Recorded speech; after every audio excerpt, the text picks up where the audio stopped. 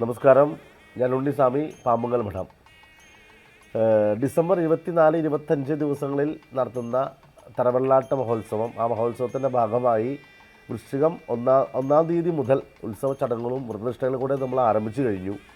അതിനുശേഷം ഈ ഉത്സവ ചടങ്ങുകളൊക്കെ നടക്കുന്നതോടൊപ്പം തന്നെ ആ ഉത്സവ ചടങ്ങുകളുടേതായിരിക്കുന്ന ഒരു അവസാന ഭാഗം എന്ന് പറഞ്ഞു കഴിഞ്ഞാൽ ഡിസംബർ 19 തീയതി ധനു 4 തീയതി ഉള്ള കൊടിയേറ്റ്, ഉത്സവത്തിനായുള്ള കൊടിയേറ്റ് എന്നുള്ള ഒരു ചടങ്ങാണ് കേട്ടോ.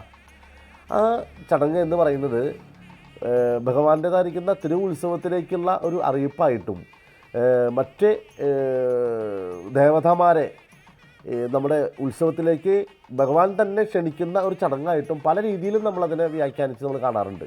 അപ്പോൾ ഡിസംബർ 19 തീയതി കൊടിയേറ്റമാണ്.